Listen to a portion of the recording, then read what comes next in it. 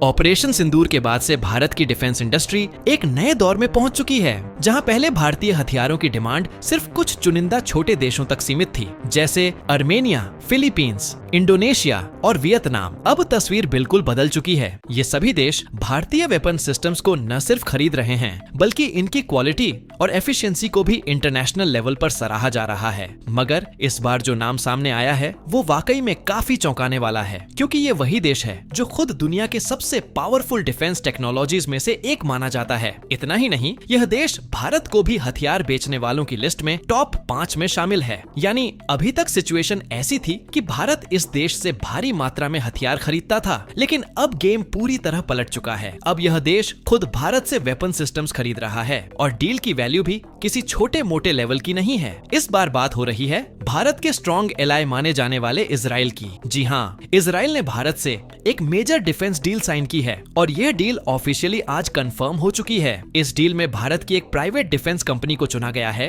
जो पुणे में स्थित है और हाईटेक वेपन मैन्युफैक्चरिंग में स्पेशलाइज करती है। डील के तहत भारत इजराइल को करीब 300 किलोमीटर रेंज वाले यूनिवर्सल रॉकेट लॉन्चर्स सप्लाई करेगा। यह वेपन सिस्टम्स मल्टीपल टारगेट्स को हिट करने की कैपेबिलिटी रखते हैं और इनमें हाई लेवल ऑफ प्रिसीजन भी है। इजराइल की डिफेंस स्ट्रेटजी में इनकी जरूरत बहुत अहम मानी जा रही है, खासकर मौजूदा सिक्योरिटी सिचुएशन को देखते हुए। बताया जा रहा है कि इस डील की टोटल वैल्यू 150 करोड़ रुपए से ज्यादा की है और ये सिर्फ एक शुरुआत है। इंडस्ट्री एक्सपर्ट्स का मानना है कि आने वाले टाइम में और भी बड़े बड़े देश भारत के साथ ऐसी डिफेंस डील्स करने को तैयार हो सकते हैं। इस पूरी डील का सबसे इम्पोर्टेंट पहलू ये है कि भारत अब सिर्फ डिफेंस इक्विपमेंट्स का इंपोर्टर नहीं, बल्कि एक ग्लोबली ट्रस्टेड एक्सपोर्टर भी बन चुका है। और यही वो मोमेंट है जहां भारत की मेक इन इंडिया पॉलिसी का रियल रिजल्ट दुनिया के सामने आ रहा है। और बात सिर्फ इतनी नहीं है कि भारत को एक बड़ा ओनर मिला है, असली इम्पैक्ट तो अब दिखेगा जब इस डील का रिपल इफेक्ट इंटरनेशनल मार्केट में फैलेगा।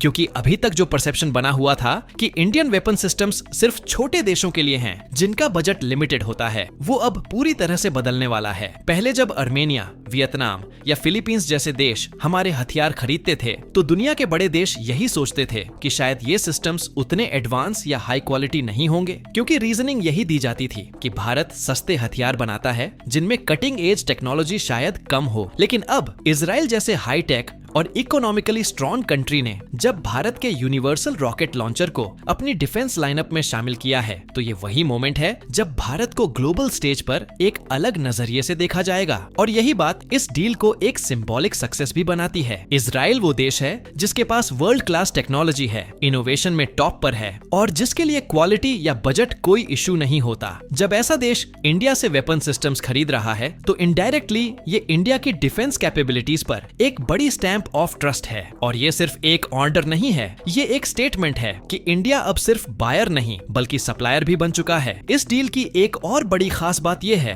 कि इससे बायलैटरल बैलेंस भी बेटर होगा। अभी तक सिनारियो ये था कि हम इजराइल से लगातार वेपन्स खरीदते आ रहे थे, चाहे वो सर्विलांस ड्रोन हो, एंटी टैंक मिसाइल्स हो या रेडार सिस्टम्स, और हर बार हमें उन्हें मेंटेन करने के लिए बार बार उन्हीं पर डिपेंड रहना पड़ता था। अब जब इजराइल ने इंडिया से रॉकेट लॉन्चर्स खरीदे हैं, तो फ्यूचर में उनकी सर्विसिंग, स्पेयर पार्ट्स या एम्यूनिशन के लिए उन्हें भारत पर निर्भर रहना पड़ेगा। और यहीं से शुरू होता है एक म्यूचुअल डिपेंडेंस का फेज, जो कि किसी भी स्ट्रॉन्ग स्ट्रेटेजिक रिलेशनशिप की फाउंडेशन होती है। और हाँ, यह कोई स्पेक्युलेटिव या अनऑफिशियल खबर नहीं है। जिस कंपनी को यह ऑर्डर मिला है, उन्होंने खुद ऑफिशियल स्टेटमेंट देकर इसे कंफर्म कर दिया है। इससे भारत का डिफेंस एक्सपोर्ट तो बढ़ेगा ही, साथ ही ग्लोबल इमेज में भी एक मेजर शिफ्ट आएगा।